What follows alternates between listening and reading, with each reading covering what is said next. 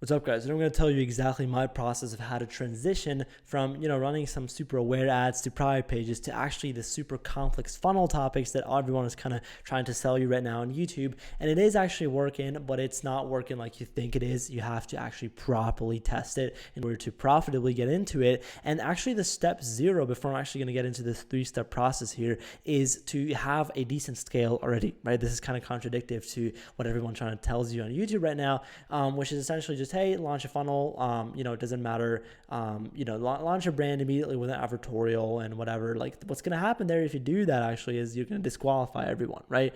Everyone in your store is actually going to be disqualified. And the most important part of your funnel overall, which is always your offer, is not going to be validated, right? So you should always start with an offer A/B test, which means having 2 offers at the same time.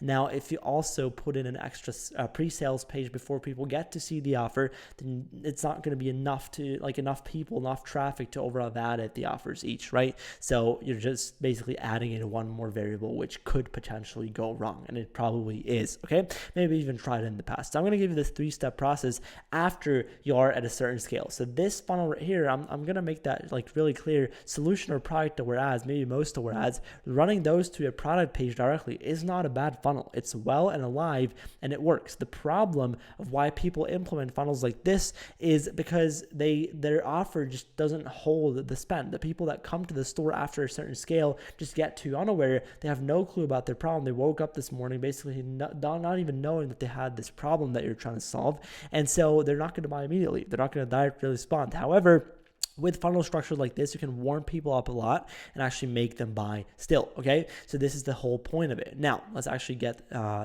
better picture of how everything looks here, okay? So in the very first thing that you can immediately launch, right? So whenever you like 1, 2, 3K days and you just want to scale a little bit further because you notice this like not ad fatigue, and you start, like, even though it's not ad fatigue, you start noticing your conversion rate to drop. Usually it's because, your offer just can't keep up. So what you can do immediately is you can send the same exact solution or product aware ads to a product-based listicle and then to a product page, okay? So listicles are just a number of reasons why something, or a number of ways to something, right? So it's kind of similar to an ad, right? Which just lists out a couple things. Basically, that's what a listicle is. Now, there's 2 different types of listicles. There's product-based listicles and there's problem-based listicles.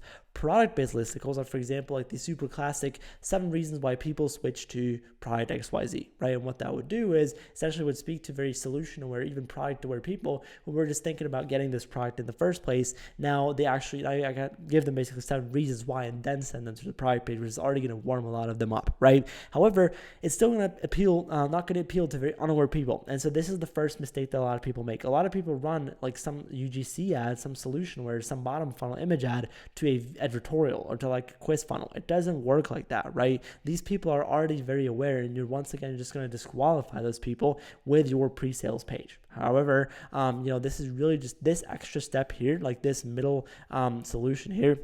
Only do this when you're at a certain scale and you just want to send the same ads to something else to get the conversion rate back up. And this is going to, this is not going to break through the plateau, but this is going to shift the plateau a little bit up, if that makes sense, right? So the next thing you're going to launch after that, once you really get into problem aware, unaware ads, VSLs, stuff like that, usually you have 3 different options that people like to do with it. First of all, a problem-based listicle. Second of all, advertorial. And third of all, a quiz funnel, right? So whenever you're going to pick one of these, and usually you should pick multiple of these, and you should do like a funnel type test against each other before you do the headline testing and all that kind of stuff, which I'm going to get into in a second. However, you should always do the highest impact test possible in the beginning. And in this case right here, the highest impact test is actually testing different funnel types. So for example, you could do a problem-based listicle, this time talking about why they should solve a specific problem, versus a super unaware advertorial, and then still sending them to a product page or a sales page, which looks like a product page, but the product section is on the bottom, not on the top, like in the product page, right? It's the only major difference, right? And so what you're going to do then, what you're going to realize is if you do this properly, you're going to actually really be able to scale a lot, and your funnel is not going to be the issue. In fact, you're also going to attract higher quality customers, so your AOV and LTV will be a lot higher than with these funnels up here. Okay, so it does actually make sense to move towards this one because there's also bigger audience groups, and so therefore more scalability. Now, second step though is because especially when you get into these funnel types, usually they're not going to hit immediately. And so what I like to do is the headline testing, right? This is like this the hook test, basically, what you do is you make a bunch of image ads that look like this, right? White background, just text on it, blank, nothing of the product. You make a new pixel essentially, and then what you do is you write the headlines of your listicles or editorials or VSLs, whatever, into these little things here, right? So for example, you could, in one of these could look like this, could say, white background, 1-by-1 image ad, and it literally just says 7 reasons why people switch to this and that, right? That would be a test for this funnel up here, for the product-based listicle, right? And you're gonna test like 10 or 15 of these. And then the only thing you gotta do after you've tested them with a new pixel, spent like $5 each, you're just gonna pick the ones with the highest click-through rates and then actually write your whole advertorial, your whole listicle, everything around these. And this is something which you can do for everything. Like you can test everything isolated with these lines of text like this with a new pixel, because this is not gonna affect your normal ads. Obviously, not gonna start to compete against each other, especially considering that you'd use a different pixel for these, right? So you're just going to do the test, like $5 each. If you have 10 of these headlines that you test against each other, you essentially spend $50 on the headline test, and then you just take the one which has the most engagement, the highest click-through rates, the most clicks, and then actually put them into the headline here. And that's going to have the greatest impact ever, okay? And the cool thing is you can do this for every single sub headline too, right? So whenever you start, listing out the listicle stuff, or, get into some different sections in your advertorial, there's always sub headlines, and you can do the same exact process there to really maximize the whole funnel. Okay. This is something which very advanced brands do too. So you can get into that as well, right? If you have the time for it, which you should, right?